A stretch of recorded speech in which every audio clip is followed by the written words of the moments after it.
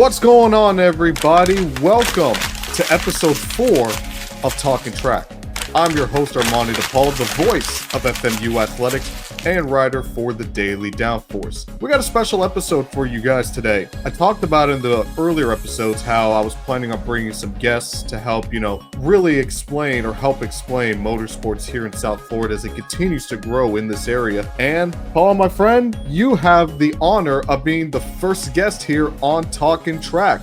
So joining me today here, folks, we have Paul Lopez with Track Sports. First of all, Paul, how you doing out there? Are you staying safe with this crazy weather that's been going on these past couple days? Well, where you are, I'm sure the weather is a little bit crazy, but where I am here in Ocala, Florida, it's just been absolutely beautiful. And I'm so thankful to be on this show and for you reaching out to me and being able to talk about, the brand and talk about the sport. It's my passion, it's my life, and I couldn't be happier to be a part of this program and help you guys advance the vision that you have as well. Yeah, absolutely. When we were coming up with this show, one of the things I really wanted to hit home about is just talk about other racing series. Of course, you got F1, NASCAR. Those are really popular down here. Even you got IndyCar as well. But there's more than just, the three series that I just mentioned. You have sports car racing, club racing, and, in the case that we're going to be talking about today, go-karting as well, which, I feel like the go-karting industry doesn't really get, I don't want to say it doesn't get the respect that it deserves, but there's a lot more to go-karting than just meets the eye. So we're going to talk a little bit about that as well. But let's just dive straight into it. So, Paul, just talk a little bit about yourself. So you mentioned Ocala, Florida. Is that where you're from? No, I was born and raised in Miami, Florida. And for 36 years of my life, I lived down there. Then I moved up here I bought a house 3 years ago, with the intention of having my business and enjoyment at the local circuit of Ocala Grand Prix. Regretfully, they closed down almost immediately after I moved here. So we've been trying to resurrect the culture here in the area. And we have a few local tracks, pretty close, but we've been making it home and kind of working on advancing the business and growing it. It's been a journey, but any exposure we can get, and with this program as well, I think will really help. Just build the awareness of the sport back in this area, because it was such an iconic facility. This Ocala Grand Prix, prior to closing, for 22 years it was open, and then the shift happens, and you kind of just have to adapt. But yeah, myself, I've been in this. Man, what can I say? I was pretty much in a playpen at the racetrack when my father was racing cars, and then just kind of grew into the motorsport culture and did a lot of karting. I started when I was 10 years old in the sport of karting, and I've done just so much from that point. I've raced cars, I've done track days, very mechanical, hands-on learning. That's something my father always really was about, learning how to work on your own machine and everything like that. And so I really just kind of developed into really being hands-on and helping anyone that wanted to get into any form of motorsports. I even did stuff with little two-stroke scooters and stuff, so really to learn about two-strokes. Did RC cars, everything, all kinds of fun stuff. So I could talk to you, this could go on, very long, but I'll try to be as brief as I can. And so anyway, it kind of just evolved into, where I am at now. I've been a track sports company for the past, 8 or 9 years. And again, up in here in Ocala for the past 2, just trying to grow it. That's kind of like a little bit of a brief background of how I got into it. Absolutely. So obviously you mentioned kind of really what got you into racing, but what I really want to kind of dive into is, you mentioned you've done go-karting, you've done track days, you raced actual race cars as well, but what exactly about go-karting specifically, what got you more, seems like, into go-karting than anything? Because obviously with things like track sport, and of course we have the go-karting track that that you are a part of with over 100 people in it. But talk about exactly about, what about go-karting specifically just clicked with you and really just made you want to get into that specific part of the racing industry? Well, karting has always been my first passion in my life.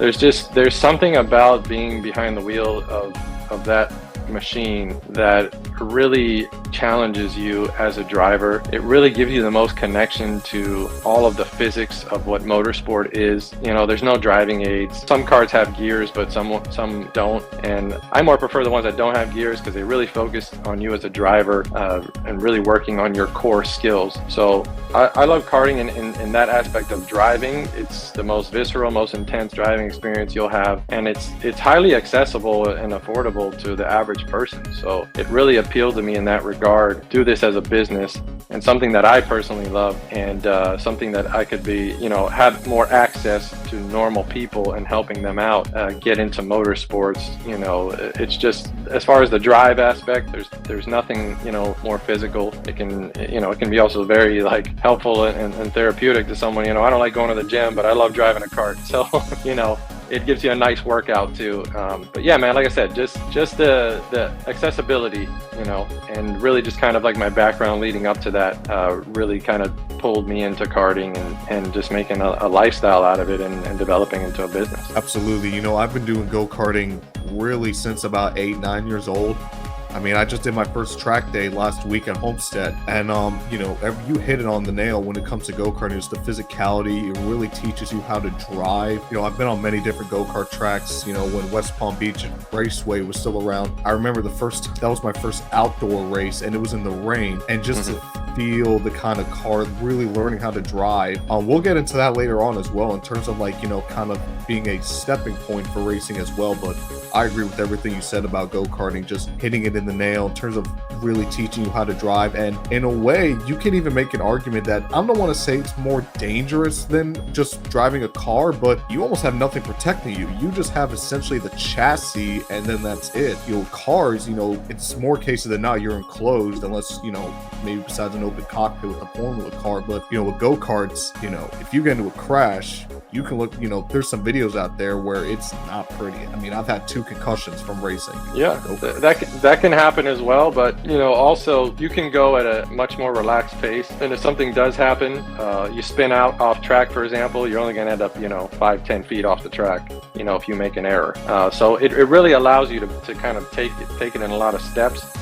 But, you know, if you're going, you know, 10 tenths or even 11 tenths, you know, you might end up in a barrier. I mean, yeah, you know, if you make contact with someone, it can get ugly. But, you know, as far as like singular progression as a driver, if you're out there just pounding laps, you know, it's really lends more to like you progressing as a driver a lot safer, you know, as opposed to like in a car, you know, you make a mistake. I mean, possibilities are endless, even if you're, you know, a learner, you know, and even the vehicle itself in a car can have way more challenges to, you know, before you put it on a racetrack. You know, you have to have everything just absolutely right, you know, and in a kart as well. But like I've lost brakes completely in a kart, you know, at you know, 60 plus miles an hour, and you kind of just, you know, throw it sideways and just spin out, whatever, and like, you know, you might end up in a barrier, you might end up, you know, on a grass or something. But it's relatively, I think, safe for if all things considered. But yeah, there are some risks for sure, especially in competition, you know. So there's that side too, you know.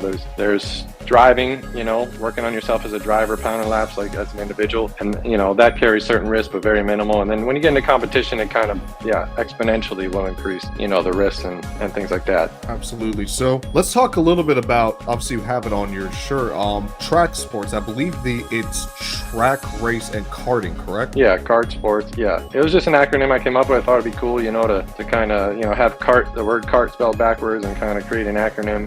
And it kind of worked out well, you know, because, you know, you're on the track and karting is a sport, and it just kind of all like went together. It was kind of a cool name I came up with, and just kind of, everyone says track sports. Probably not, people don't even, unless they read my shirt, really know what it stands for. But, you know, I just want to cover it all, you know. And like I said, this company's been something I established, you know, 8 to 9 years ago, and slowly been progressing. And you know, we get to where we are now. You know, we have a shop here in Ocala, and just 100% every day, just, you know, grinding and working on bringing the sport and you know, the business, you know, back to really this area. I didn't even notice that it was kart backwards. So yeah. Now that you mention that, and I'm seeing that now, that is really clever. Wow. That is cool, awesome. Right? I didn't even notice that. Like, and I'm seeing, as you said that, I'm like, wait a minute, it really is kart back. That is awesome.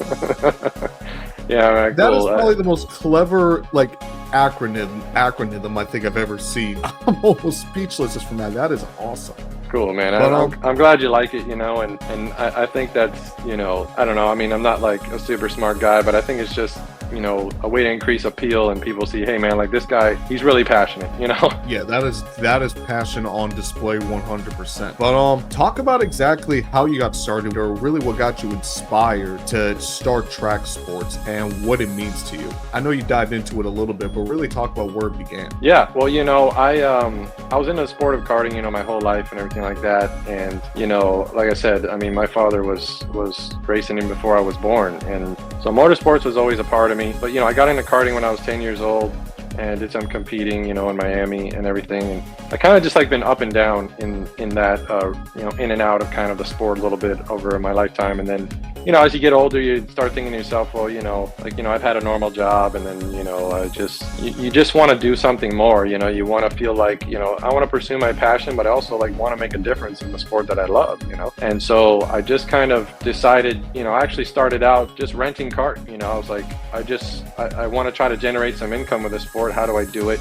I had, a bunch of karts, and I was like, let me just start renting karts. And then, I just started buying some older karts and fixing them up and selling them. And then, just put my name out there as like, I can do service. So it kind of started, I did service. And then, I can't remember the exact day, but I just kind of came up with the name, and then I wanted to be a little more official. It just kind of just like one thing leads to another. I was working out of a 6x10 garage, at a friend's garage, and then a couple years later, I was working out of my parents' garage. It was like a 10x20 or a 15x20. So like I've just slowly, and then you get more inventory, and then you get busier, and then you have a location, and then people come to you, and so it's just kind of like there's always been this stepping stone. But just getting into it, it was like I told you, man, I really just wanted to make a difference in the sport and make a business out of it. Something I just wanted to live it every day. I wanted to be a part of it.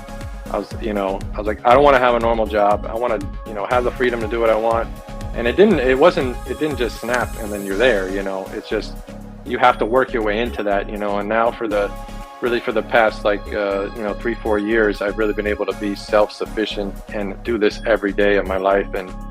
But it still has its challenges. Karting is very seasonal, and but that's kind of like the progression of it, and that's pretty much like what I can tell you, the whole process of what track sports, how it got started. That's kind of how I was a couple years ago. Just wanted to really get involved with the industry that I loved, and we talked about a little bit before we went live, how I was able to get to that spot. And I agree with you what you said.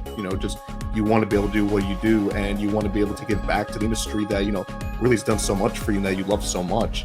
And that's kind of going to lead into the next question as well. So one thing about go-karting is that a lot of people kind of view go-karting as like a stepping stone for racing, but at least with me, and I'm pretty sure with you as well, it's a lot more than just kind of getting started into racing, and then once you really move up the ladder, you kind of just leave it behind. So talk about what else does karting mean for you besides just entry point into motorsport? Well, I've been wanting to correct you all interview, and I call it the sport of karting.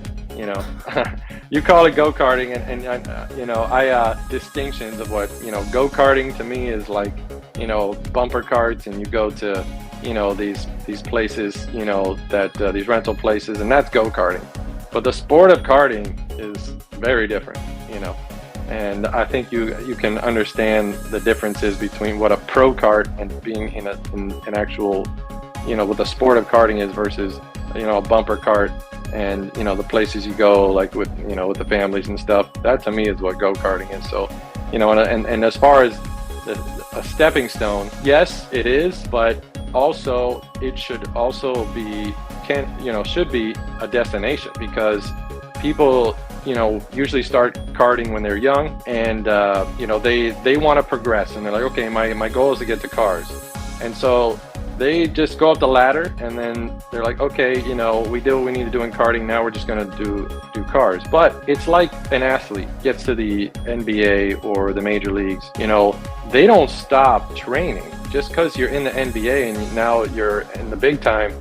that doesn't mean you just show up to games, right? That you got to train and you got to work and you got to work on routines and practice. And not everybody can afford to be in a race car 3-4 times a week, but you can do that in a kart. That's how you train. That's how you are honing your craft to be a motorsport driver. And I don't agree with karting being a stepping stone. What I agree, karting is more like a foundation that you build to get to, wherever you want to be in motorsport. But it also has to be your firm foundation where you're using as maintenance to develop, and stay fit and still, hone your craft and your instincts. Like, I understand, how this works with people and what they say, but I think there should be a different approach, to how people say it, and elaborate a little bit on, yes, it's a foundation, but you don't leave it behind. There's always that maintenance that you need. That's a great way of describing the sport of karting, not go-karting.